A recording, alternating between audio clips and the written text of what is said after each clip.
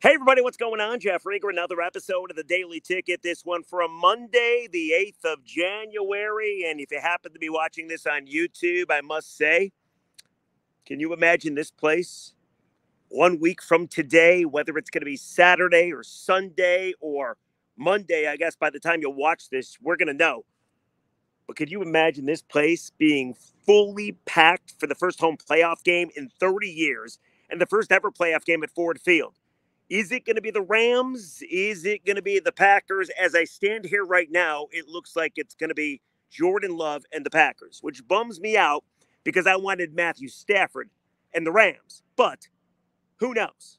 Maybe things are different when you actually get around to watching or listening to this. But what doesn't change is the Lions win against the Vikings. 30-20 against the Minnesota Vikings in a game that easily they could have lost. Now, they did lose some pieces, which we will get to.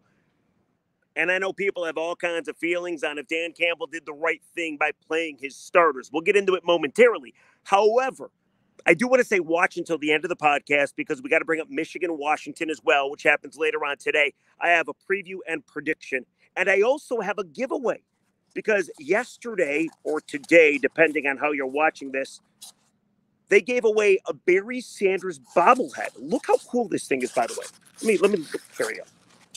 This thing is sweet. It's a Barry Sanders bobblehead of the statue in front of Ford Field. If I can get it out of the styrofoam. Let me take it out of the wrapping. Look how cool that looks. That is awesome, isn't it? And it's heavy. It's not plastic either. Lions do a hell of a job with the giveaway. So do the Red Wings. So I'm going to give you a way to win this at the very end of the podcast as well. I'll give it to you. It's yours. I'll tell you how momentarily. But let's get into the game, shall we? Because 30-20 win over the Vikings, and Lions now have the most wins in franchise history. With the win yesterday or today, they now have 12 wins.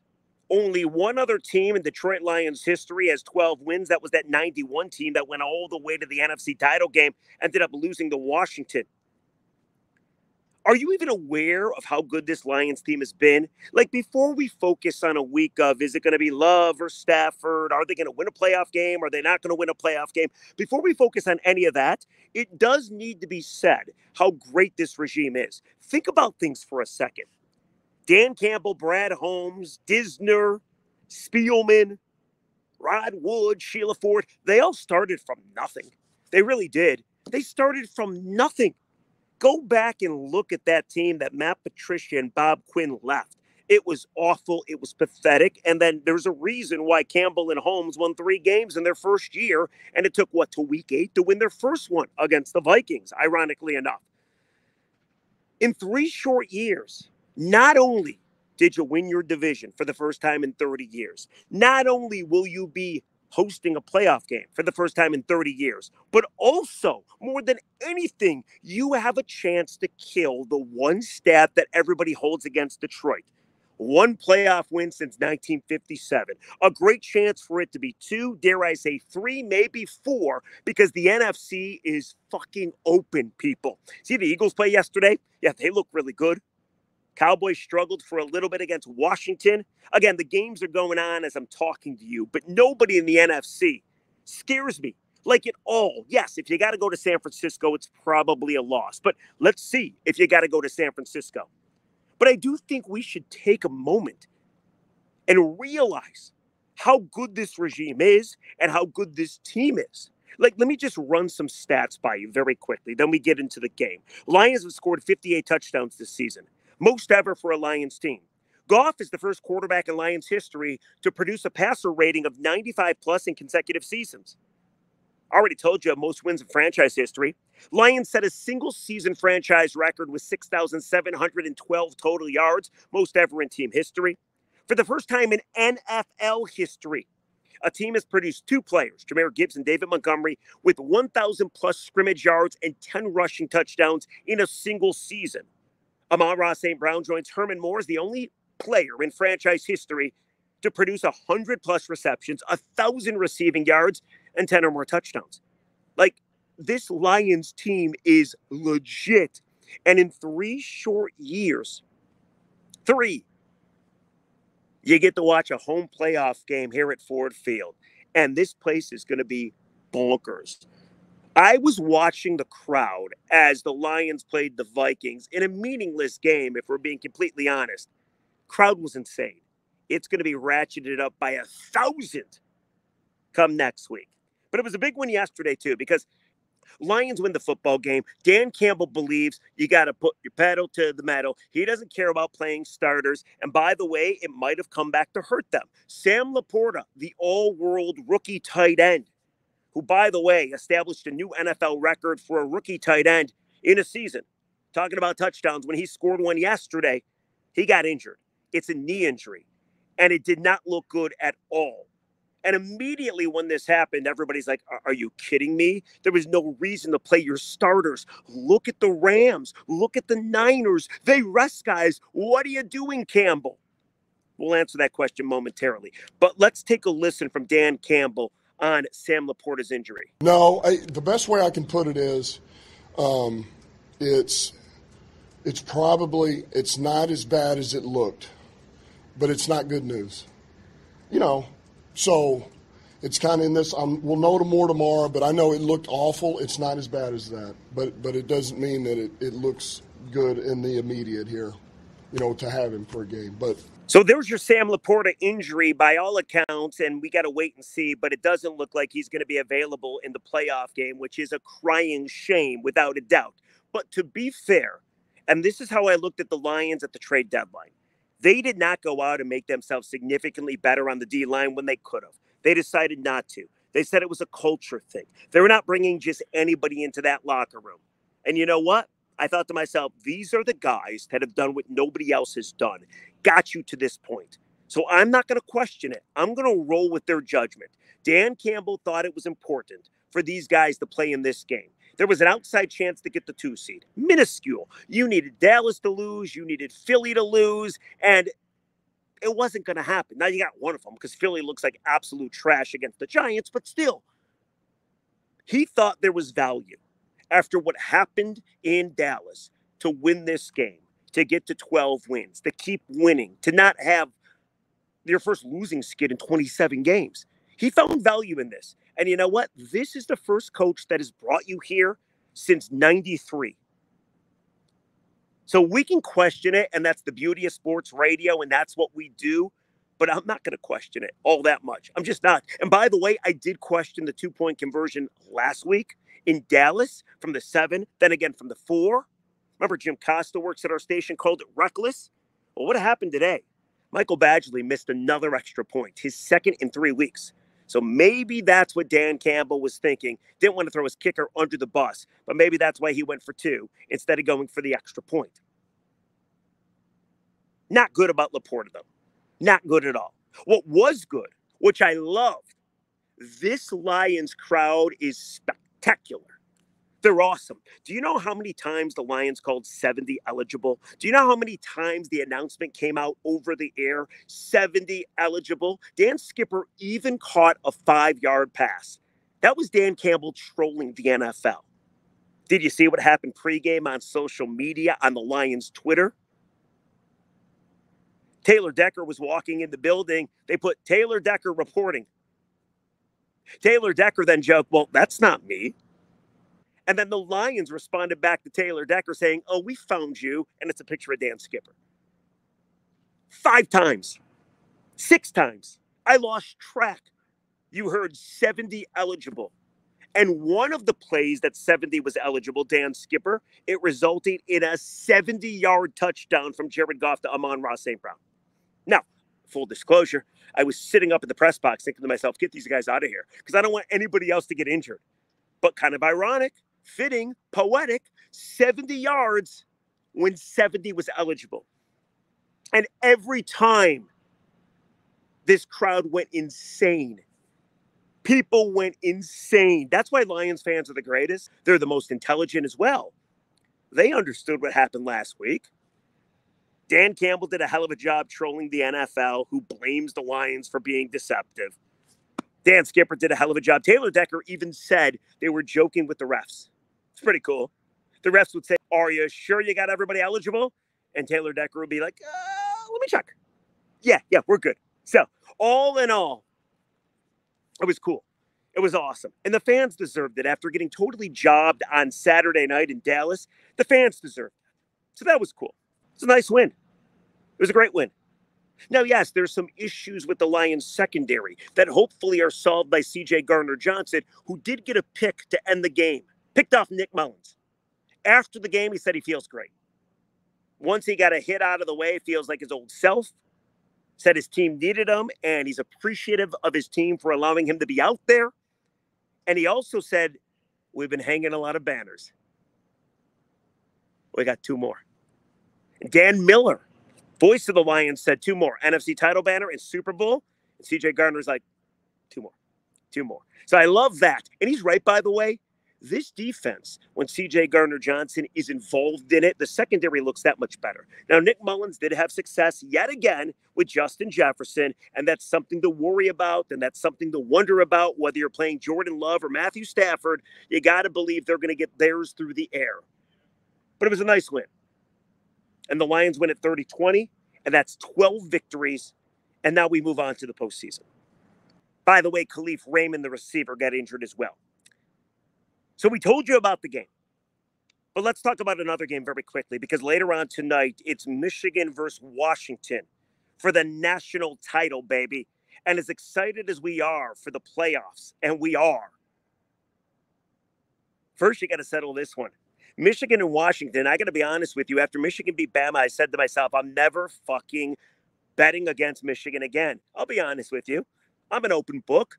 I bet for Penn State to beat Michigan. I didn't think Michigan would beat Ohio State. And I didn't think Michigan, I told you this, would beat Alabama. I thought Jalen Milroe would tear them up. Oh, how wrong I was. Now, one game to win it all. Will it be the last one for Jim Harbaugh? Who knows? Will he be back in Ann Arbor? Who cares at this point? All that matters is trying to win a natty.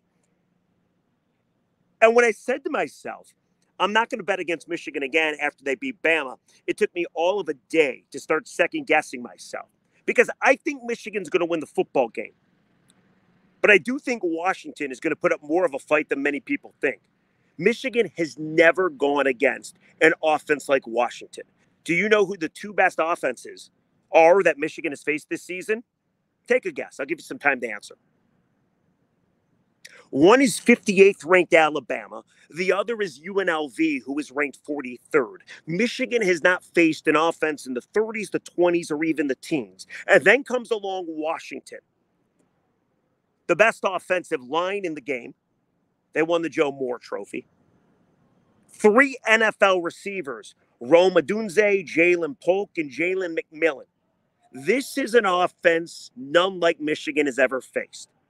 You're going to have receivers running open, potentially. It's going to be the toughest test for Michigan's secondary and for a defensive line like Michigan, who, by the way, Michigan, the best defense in football. They allow like 9.8 points a game. But for a D-line that got home 6 times on Jalen Milroe, I don't think you're going to be able to do that to Michael Penix Jr. The 6-year player has only been sacked 11 times this season. Michigan got 6 sacks in the last game against Alabama. So I see all these stats and I say to myself, oh boy, I hope Michigan's defense can handle Washington's offense. But then I think to myself, Michigan's defense was created to stop the Buckeyes. They were created to stop C.J. Stroud. They were created to stop a high, prolific offense like Washington. So despite the fact that this is the best offense that Michigan will face, they got to be perfect. Michael Penix and the Huskies have to be perfect. They got to score on damn near every drive. Why? Because the Huskies' defense sucks. Do you know they come into this game ranked 97th in the country? If Washington were to win this football game and become national champions, it would be the worst defense on a national title team since the BCS started back in 1998. Think about that for a second. Now, I don't want to tell you this next fact, but the second worst defense to win a CFB game was TCU last year. They were like 96 ranked. So 2 spots better than this Washington D. But this Washington offense and Michael Penix and these stud receivers and their running back is going to play too. But they're going to have to be perfect because Michigan, and this is going to be how Michigan wins the football game, they're just going to run out the clock. They have no problem going on soul-sucking drives that keeps Penix and that offense off the field. Washington gives up 6.6 yards per carry against the run.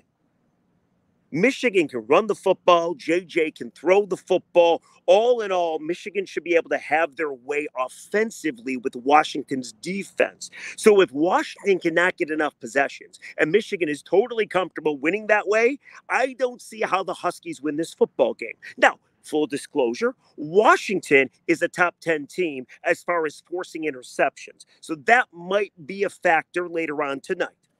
Washington also played some pretty good offenses. They beat Oregon twice. Washington also in every game is underdogs. And they seem to flourish with that. Their motto is us against us. Michigan says Michigan against everybody. Washington says us against us. Both coaches are great, DeBoer and, of course, Jim Harbaugh. I think it's going to be a closer game than people think. But I do think Michigan pulls it out, and I do think they win their first national title since 1997. And then I do think we have weeks among weeks of speculation if Jim Harbaugh is done. What do you think? Michigan puts up 45 to 50 points on a defense like Washington has. So even though I tried to talk myself out of it, even though I tried to convince myself that no, I should not pick Michigan, I got Michigan by at least 5 or 6. I got Michigan to cover. I think it's going to be a close game for most of the game. I think it's going to be a nervous game. But I do think the Wolverines pull it out. I also think they're better suited. I mean, they've been to the CFP the last 2 years. They've lost. Now, Washington found a way to go for the first time, and they won their first game against Texas. Washington has won 8 games this season by single digits. Does that scare you, or does that make you wonder if they're a little fake? Like Minnesota Vikings were last year. I'm asking. I'm not saying they are. I think it's going to be close. But I think the Wolverines pull it out, and I think they're your national champions. That is my thought. Let me give you a score. I go Michigan 31, Washington 27. There you go. All right? All right. I think I covered everything. I did. All right, one more thing for you. Barry Sanders. Look how cool this bobblehead is. Here, let me just show you the whole thing. It is heavy, people. It's weighty. It's really cool looking, isn't it? Look at that. It's the Barry statue. It's pretty sweet. Do you want it? It's yours. It comes with the box. Here, let me get the box over here. The box is like this commemorative box. This was given to me by somebody that came to the game and already had one. So they said, give it away on your podcast. So I will. So if you want the Barry Sanders bobblehead, this is a collector's item for sure. It's pretty sweet. Detail there. Look at that. If you want the Barry Sanders bobblehead, all you got to do, wherever you get your podcast, leave a review. Please subscribe to the Daily Ticket and leave a review. And I'll pick one lucky individual and I'll mail you the Barry Sanders bobblehead. There you go. Of course, with the case. The case is cool, by the way. Here, let me show this to you. Comes with, there's a little baggie almost. Look at that. Pretty neat.